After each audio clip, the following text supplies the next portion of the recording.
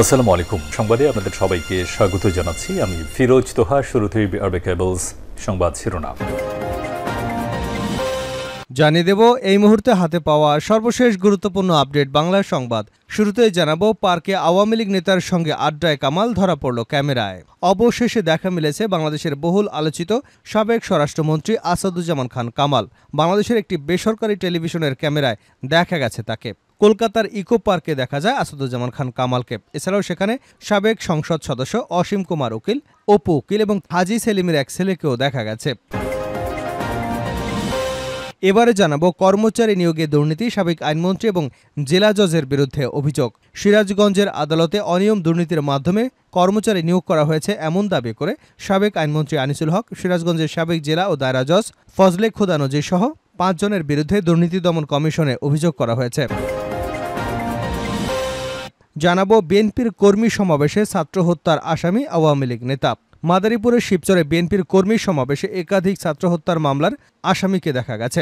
আর এ নিয়ে শুরু হয়েছে নানা আলোচনা সমালোচনা। তাকে পাশে রেখে বিএনপির এক মনোনয়ন প্রত্যাশীর বক্তব্য ও ভিডিও সামাজিক যোগাযোগ মাধ্যমে ভাইরাল হয়েছে। এবারেও থাকছে ডক্টর ইউনুস বাংলাদেশিদের জন্য আল্লাহর রহমত। রাশেদ খান ডক্টর ইউনুস বাংলাদেশিদের জন্য আল্লাহর রহমত বলে মন্তব্য করেছেন গণঅধিকার পরিষদের সাধারণ সম্পাদক মোহাম্মদ রাশেদ খান। তিনি বলেন, ডক্টর ইউনুসকে বিতর্কিত করতে তার আশপাশে আওয়ামী লীগের সুবিধাভোগীরা ঢুকে গেছে। মঙ্গলবার সকাল ১১টায় গণঅধিকার পরিষদের কেন্দ্রীয় কার্যালয়ের সামনে এক মানববন্ধনে তিনি এমন মন্তব্য করেছেন।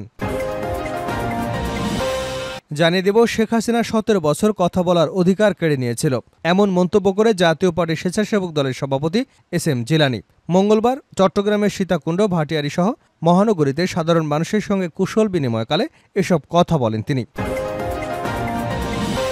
এবং সর্বশেষ জানাবো আন্তর্জাতিক সংবাদ। লেবাননে স্থল অভিযানের নাটকীয় ভিডিও প্রকাশ।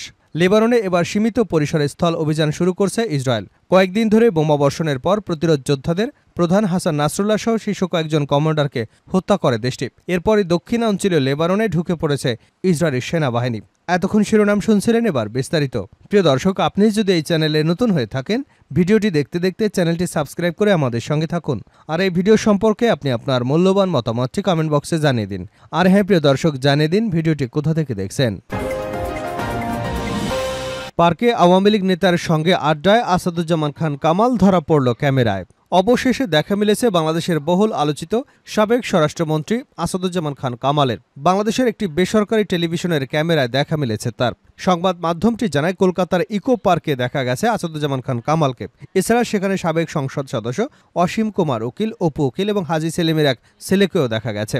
জানা গেছে, গত শনিবার সন্ধ্যা 7:30টায় ইকো পার্কে আড্ডা দিচ্ছিলেন আসাদুজ্জামান খান কামাল। তার মুখে শ্বেত শুভ্র সাদা দাড়ি ছিল। এ সময় তার সাথে সাবেক সংসদ সদস্য অসীম কুমার উকিল, অপু উকিল, হাজি সেলিমের এক ছেলে সহ আওয়ামী লীগের আরও কয়েকজন শীর্ষ নেতা ছিলেন।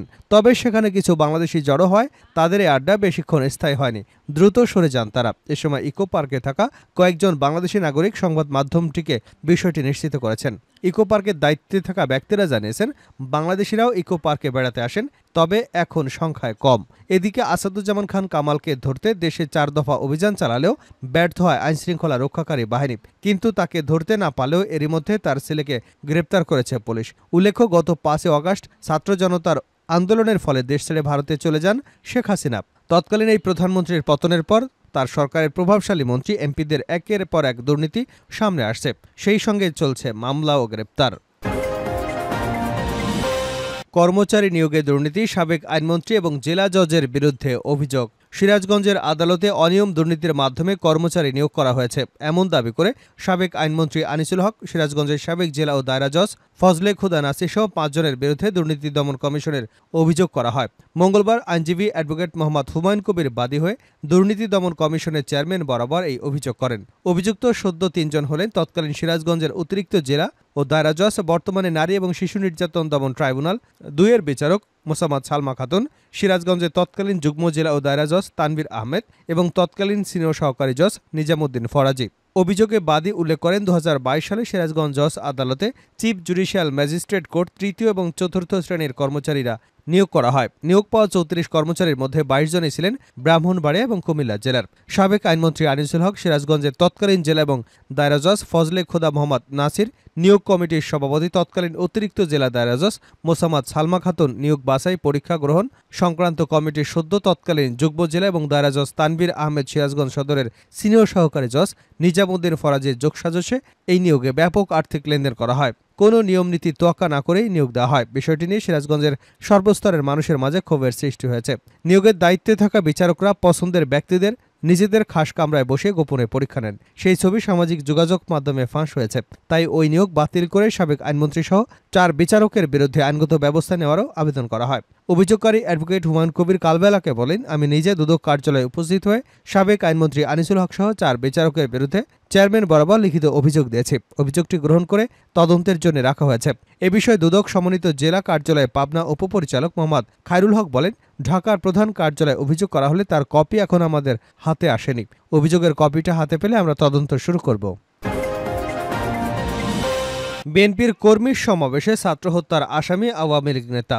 মাদারীপুর শিবচরে বিএনপির কর্মী সমাবেশে একাধিক ছাত্র হত্যার মামলার আসামি আওয়ামী লীগ নেতার উপস্থিতি নানা আলোচনা সমালোচনার জন্ম দিয়েছে। তাকে পাশে বসিয়ে রেখে বিএনপির এক মনোনয়ন প্রত্যাশীর বক্তব্যের ভিডিও এবং ছবি ছড়িয়ে পড়েছে সামাজিক যোগাযোগ মাধ্যমে। জানা যায়, গত সোমবার কাঁঠালবাড়ি ইউনিয়নের বাংলাবাজার এলাকার বাদশা ব্যাপারীর বাড়িতে বিএনপির একাংশের এই কর্মী সভা অনুষ্ঠিত হয়। সভায় প্রধান অতিথি ছিলেন মাদারীপুর ১ আসনের বিএনপির মনোনয়ন প্রত্যাশী কামাল জামান নুরুদ্দিন মোল্লা। মঞ্চে তার পাশে ছিলেন কাঁঠালবাড়ি ইউনিয়ন পরিষদের চেয়ারম্যান এবং উপজেলা আওয়ামী লীগের ত্রাণ ও সমাজ কল্যাণ সম্পাদক মোহসেন উদ্দিন সোহেল ব্যাপারী। একই অনুষ্ঠানে ইউনিয়ন স্বেচ্ছাসেবক লীগের সভাপতি সজীব হাওলাদারকেও ফুল দিয়ে বিএনপিতে যোগদান করারও খবর পাওয়া গেছে। জানা যায়, চেয়ারম্যান সোহেল ব্যাপারী বৈষম্য বিরোধী ছাত্র আন্দোলনে নিহত সন্ন্যাসীচর এলাকার হৃদয় হোসেন শিহাব হত্যা মামলার এজাহারভুক্ত ১৮ নং এবং ভাড়িকান্দি ইউনিয়নের নাইমুর হত্যা মামলার ৩৭ নং আসামি। অন্যদিকে সজীব হাওলাদার শিহাব হত্যা মামলার এজাহারভুক্ত ৭৪ নম্বর আসামি। বিএনপি, যুবদল এবং ছাত্রদলের একাধিক নেতা বলেন, জামাল জামান নুরুদ্দিন মোল্লা শিবচর উপজেলা আওয়ামী লীগের সাবেক সভাপতি এবং সাবেক উপজেলা চেয়ারম্যান লতিফ মোল্লার আপন ছোট ভাই। একই সময় তিনি আওয়ামী লীগের রাজনীতিতে জড়িত ছিলেন। ছাত্র জনতার আন্দোলনে 2টি হত্যা মামলায় শিবচরে আওয়ামী লীগের বিভিন্ন পর্যায়ের নেতারা আসামি করা হলেও তার আপন ভাইকে মুক্ত রাখা হয়েছে। 2008 সালে জাতীয় নির্বাচনে নৌকার মনোনয়ন চেয়েও না পেয়ে স্বতন্ত্র প্রার্থী হয়ে পরাজিত হন। এরপর থেকে নিজেকে বিএনপি নেতা বলে পরিচয় দিতে থাকেন। 2016 থেকে 2024 পর্যন্ত শিবচরে তার কোনো কার্যক্রম ছিল না। 5ই অগস্টের পর পট পরিবর্তনের পরে তিনি প্রকাশ্যে এসে আওয়ামী লীগ নেতাদের বিএনপিতে পুনর্বাসন করে রাজনীতিতে ফিরতে চেষ্টা করছেন। এছাড়া নুরুদ্দিন মোল্লার বিরুদ্ধে 2005 সালে তৎকালীন প্রধানমন্ত্রী খালেদা জিয়া আড়িয়াল খাঁ সেতু উদ্বোধন করতে আসার সময় প্রধানমন্ত্রীকে বহনকারী ফেরির পল্টুন কেটে দেওয়ার সুস্পষ্ট অভিযোগ রয়েছে। ডক্টর ইউনূস বাংলাদেশিদের জন্য আল্লাহর রহমত, রাশেদ খান। ডক্টর ইউনূস বাংলাদেশিদের জন্য আল্লাহর রহমত বলে মন্তব্য করেছেন গণ অধিকার পরিষদের সাধারণ সম্পাদক মোহাম্মদ রাশেদ খান। তিনি বলেন, ডক্টর ইউনূসকে বিতর্কিত করতে তার আশপাশে আওয়ামী সুবিধাভোগীরা ঢুকে গেছেন। মঙ্গলবার সকাল 11টায় গণ অধিকার পরিষদের কেন্দ্রীয় কার্যালয়ের সামনে এক মানববন্ধনে তিনি এমন মন্তব্য করেছেন। রাশেদ খান বলেন, 56 জেলায় আওয়ামী লীগের তালিকা ডিসি নিয়োগ কিসের ইঙ্গিত? ১/11 কুশীলবরা আবারও সোচ্চার হয়েছে। পুলিশের রদবদলের নামে আওয়ামী পুনর্বাসন চলছে। 90% আওয়ামী লীগের সুবিধাভোগী পুলিশ সচিবালয় প্রশাসনে এখনও সব আওয়ামী লীগের সুবিধাভোগীরা বসে আছে। আওয়ামী লীগের সেটআপ দিয়ে রাষ্ট্র সংস্কার সম্ভব নয়। তিনি আরও বলেন, এ বিষয়ে ডক্টর মোহাম্মদ ইউনূস স্যারকে সতর্ক থাকতে হবে। সেনাপ্রধান বলেছেন, 18 মাসের মধ্যে নির্বাচন। রাষ্ট্র সংস্কারে আমরা সরকারকে সহযোগিতা এবং যৌক্তিক সময় দিতে চাই। সরকারকে কোনোরকম রাষ্ট্র সংস্কারে অসহযোগিতা আমরা মেনে নেব না। গুরুত্বপূর্ণ সংস্কারগুলো আগে সম্পন্ন করে তারপরে নির্বাচন। সংস্কারের আগে নির্বাচন দিলে সেটি শহীদের রক্তের সঙ্গে বেইমানি করা হবে। আমরা আগামী জাতীয় সংসদ নির্বাচনে 300 আসনে প্রার্থী দেব। মানববন্ধনে মোহাম্মদ রাশেদ খান আরও বলেন, লেবাননে অবস্থানরত দখলদার ইসরায়েলের দ্বারা মানবিক বিপর্যয় শিকার প্রবাসীদের দ্রুত সময়ের মধ্যে দেশে ফিরিয়ে আনতে হবে। আমরা চাই আগামী নির্বাচনে প্রবাসীরা ভোটাধিকার ফিরে পাক। প্রবাসীরা দেশের সম্পদ, তারা কেন ভোট দিতে পারবে না? এছাড়া প্রবাসীদের লাশ সরকারি খরচে ফিরিয়ে আনা সহ বিদেশে জনশক্তি রপ্তানিতে দালাল এবং এজেন্সির দৌরাত্ম্য বন্ধ করে সরকারিভাবে পাঠানোর উদ্যোগ নিতে হবে। এয়ারপোর্টে প্রবাসীদের হয়রানি করা যাবে না, তাদেরকে স্যালুট দিতে হবে। গণঅভ্যুত্থান প্রবাসীরা রেমিটেন্স শাটডাউন না করলে আওয়ামী লীগ সরকারের পতন হতো না। আমি ডক্টর ইউনূস স্যারকে ধন্যবাদ দিব যে তিনি মধ্যপ্রাচ্যে আটক হওয়া 57 জন প্রবাসীকে মুক্ত করে দেশে ফিরিয়ে এনেছেন। শেষ করছে আন্তর্জাতিক সংবাদ দিয়ে। লেবাননে স্থল অভিযান, নাটকীয় ভিডিও প্রকাশ। লেবাননে এবার সীমিত পরিসরে স্থল অভিযান শুরু করেছে ইসরায়েল। কয়েকদিন ধরে বোমা বর্ষণের পর প্রতিরোধ যোদ্ধাদের প্রধান হাসান নাসরুল্লাহ সহ শীর্ষ কয়েকজন কমান্ডারকে হত্যা করে দেশটি। এরপরই দক্ষিণাঞ্চলীয় লেবাননে ঢুকে পড়ে ইসরায়েলি সেনাবাহিনী। ইসরায়েলের সেনাবাহিনী বলছে, ইরান সমর্থিত প্রতিরোধ যোদ্ধাদের অবকাঠামো লক্ষ্য করে এই অভিযান পরিচালনা করা হচ্ছে।